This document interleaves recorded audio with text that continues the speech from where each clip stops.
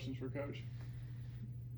I guess it's first a quick turnaround Tuesday night. How do you guys approach it from a pitching standpoint, especially since the possibility of the weather's out on Saturday?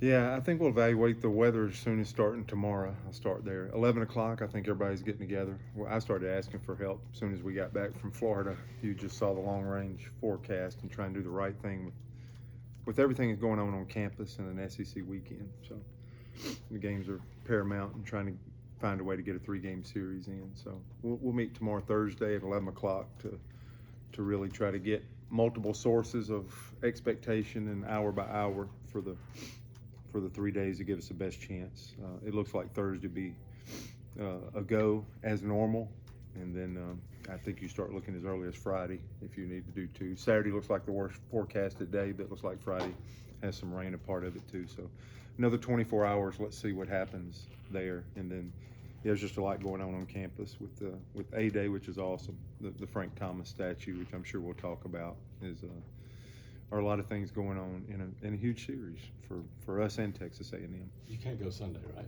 Sunday's out. There's one game. Yeah, but you start on Thursday, you got to end on Saturday. Yeah, I think so. Yes. Yeah. The one thing that they did was with our game with Alabama last year, they put in if you didn't have classes the next day, you could. That was setting at a 7 p.m. start back up. They've kind of eliminated that. That was a tweak from last year that would allowed us to get back on the field and finish that game. If there wasn't classes the next day, which I think we were out of school at that point, is the reason why that rule took change. Yeah. Thoughts on kind of how you might line up pitching, or are you still trying to figure it out? Yeah, so sorry I didn't get to that. We, purposely, of course, kept Cannon and Bauman out of the midweek game with the short week. So that's plan A, and kind of it worked for us at Florida. It was a huge win for us, and so those 2 guys, we need the pieces that are competitive to stay competitive, and so those are the 2 you would think of there. It looks like Chase Isbell would probably be out for this series with the oblique. Pretty promising report. But at the same time, we don't want it to linger. So, somebody's got to step into that spot. The second games, I think, we'll keep open. Now, if you wind up having a Friday doubleheader, you go ahead and have to throw the Saturday guy. But Tommy Vale, we'd like to keep that piece plugged in. So, I mean, we feel good about 2 of the 3 starting pieces right now. And so we're just anchored around those 3 guys and build around there. I could see a Crotchfeld, a Nelson, Alsop, somebody like that. Maybe Alsop can move to the back end. I think it was really important to get him back in the ball game last night immediately and try to make an adjustment or 2. And this is that time of the year. We're playing a lot. We've been playing a lot. And even these shorter weeks, I think 4 of our 10 SEC weekends are Thursday, Friday, Saturday. So Easter brings this one into play, the last season of the year, and then a couple more along the way. So it's a lot of play, and it's you just get right back into it. It's not like you have a week in between to settle and go through your steps and reboot and build back up. You just keep getting right back in the frame. So that's what I expect for our guys to keep battling. We're at a very important part of our schedule here. Just like our whole league is every year. This is actually normal what's going on, and we're at that portion of the schedule where we got to keep fighting and get a chance to play at home again. I think is huge with our fans, our people, and trying to go win another series at home. You talked about getting Alsop in last night. Does some of the higher leverage situations or stressful pitches change their availability for this short series or the short turnaround to a series? Yeah, maybe. I think it shortens our outing. I do, and that's why you probably heard me kind of hint at a deal where Alsop that may be a late guy. I think we all know is we're looking for somebody that can maybe get those last 3 to 6 outs. Herbert Holtz was extended a little bit last night, so you'd think he pushes more. The other positive last night for me was Sheehan getting back out there, and I think that would be a guy that could move to a game 3 probability and be there for us this weekend. And that's, I'd like to have Isbell, but that's that's kind of decent timing if one's going off and one's coming on. But I said this over and over and over, and it's hard to build an above average SEC pitcher. I know our program's done it and done a great job of it, respectable, I think. And then when you get either injuries or you get guys that are not quite ready yet, this is what you lock into, because I've said it over and over and over and over, and everybody gets tired of it. But this thing is about pitching, dominating the routine play, and timely hitting. We hit 5 balls on the screws last night in a big ballpark, and all these things matter in the 1-run games. And we had the bases loaded there in the 8th, and you just need that one more. You just need a flare to fall in or something like that. So all that's good. The guys just have to hang in there and realize that staying in the fight's never bigger than now, and that's what some teams do. They'll stay in it, and some teams will kind of let go of the rope moving forward, and I do think that's been a hallmark of our program, of hanging in there in 21 that second half, and it bridged into last year, and then 19 the team stayed in the fight real good, and so we have to do that again with the new group. Sheehan, how's his velocity, and how do you think he threw in that time he came back? Yeah, I didn't see any velos or anything. I would just say it looked what I thought was his upper range of what I remember in the past. It was clean, and I think the biggest thing is that he come in the ball game last night, and we tried to give him the best situation to come into. I think it was 2 outs, nobody on, and a left-handed hitter up.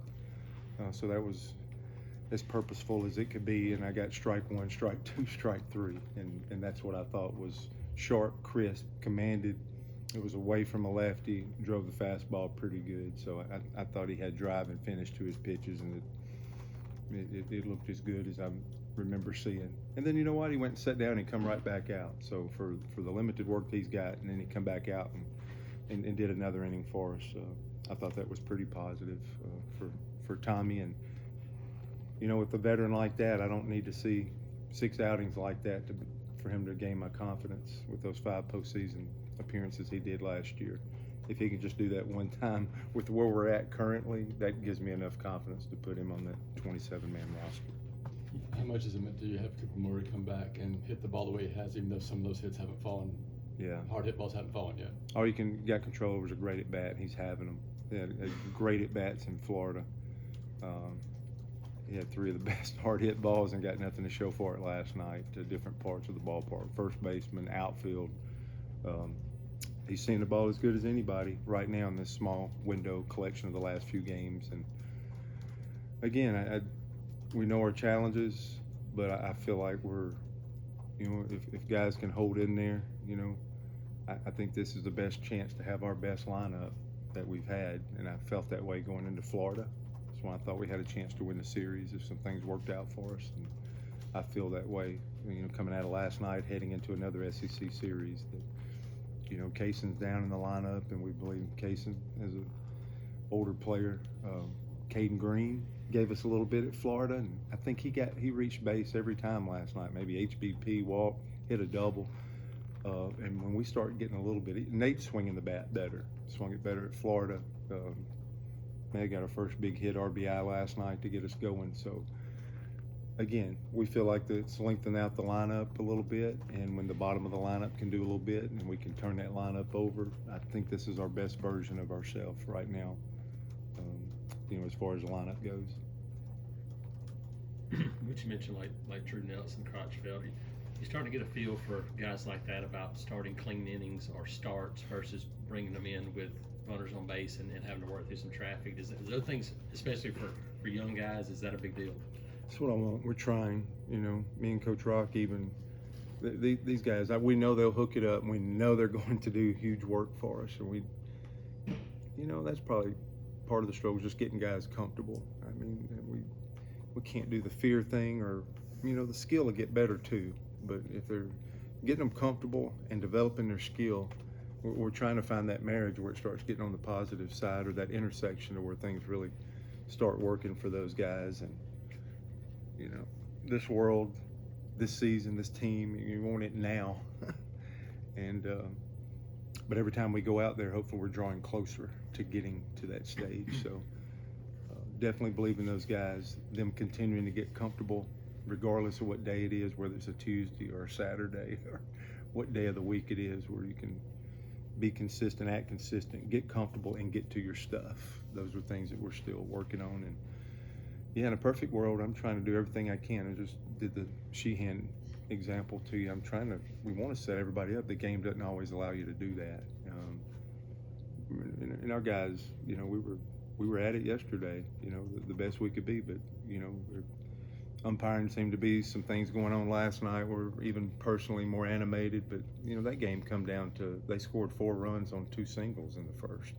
Those are the things that we'll hang in there and stay in the fight, and everybody, you know, we all get tired of hearing that too, but we will. And we were back in a position where Ike Irish hit a sacrifice fly to give us a 5-4 lead, worked all the way back dug a hole right out the gate. 2 hours later, you're back in a ball game, and then you're trying to figure out how to finish. And a little bit of that timely hitting there in the 8th. So we'll do all that, but there's some things that we absolutely can control, that we can take care of, that is going to put us in a better position to win. That's what we control. That's what we need to focus on. And what's important now, if you're really talking about winning, what's important now is taking care of some stuff on the mound to not create offense for the other fella. And if we can get better at that, we're going to have a great chance to win this series. And it's, you know, there's not a lot of time to pout or to question. It's kind of, you know, buckle up, talk about the adjustments, and move forward. And we'll try to keep them focused on the things they can control. And I think a lot of our success here in this next, how you block it off, the next 10 games is going to depend on, you know, our pitching success. And if some of these young guys can finally go like, all right, that's enough appearances, that's enough innings, that's enough batters faced, to where I absolutely can more consistently get to my stuff and help us out. Butchie, what's it gonna mean to pull in this parking lot every day and see a statue of a Hall of Famer and Frank Thomas, from your perspective and their program perspective too? Yeah, it's gonna be great. Frank's bringing, you know, like 30 people in. He's bringing family and making a half a week out of it. I know Columbus, Georgia's not far away. There's family, so I'm hearing he's coming in. And I don't think it's just an Auburn thing. I think it's really neat. And no matter what you do, you're a Hall of Famer. But everybody I've met that's close to that category, or the Tim Hudsons, or anybody that's gone on and played all over the nation and played at the highest level, there's still something special and endearing about college that just you can't measure. And when you're honored by your school, it's a big deal. I think Frank feels that way from my conversations. And it's an Auburn University thing. It's absolutely an Auburn baseball thing. It's a no-brainer. The only player in uniform to be in the Hall of Fame that played in this conference was mind-boggling for me to find out as a history major. So I immediately come and I start going like, all right, what's the history of our program? I need to tell that story along with trying to coach and build a brand of a baseball program. And when I found that out, I don't think there's a bigger stat that I've come up with, or a bigger thing to celebrate. And, you know, the board, our leadership, all these people, this has been about a 5-year odyssey to get this to this point for this Saturday. And it's not just Auburn. It's not just our community. It's not just our baseball program. This should be celebrated by the SEC. And when I get an opportunity to make a minute of comment, when Frank invited me up to the Field of Dreams game, that's all I can get out of I can't get it out of my mind. You know, I think I'll probably try to say something like, you know, if you build it, Frank, they will come. I think people are going to get off I-85. They're going to come to Auburn University. I think when other teams come to play, they're going to see this statue. I think they will come, and I think there's nothing better to tell the history of our program and story than having that statue out front. It is an unbelievable addition to Plainsman Park, and it celebrates one of our greatest. And I hope it's celebrated by not only Auburn but our entire conference. And as people come to do something on campus for engineering or vet and school, and that they'll stop by like they do our other amazing statues to honor somebody that had that type of significance on the game of baseball, and he's one of ours. It's a big deal. Do you think there'll be a little statue of you in the future? And what would it look like? It would be more round. Frank, I got to see it this morning. It looked pretty jacked. Might be a little more round. And you know, my celebration. Somebody's already asked me that about a statue. That's my statue, Frank's. That's what I'm looking for. And would someday would we be able to create another one for somebody that I got a chance to coach? That's being in it for the right reasons, I think, and really the true motive is seeing if I can help get somebody else's out there and it not being mine. We got a lot of guys to celebrate, but none's bigger than the accomplishment of Frank. So this weekend has been thought of, looked forward to, and needed for a long time.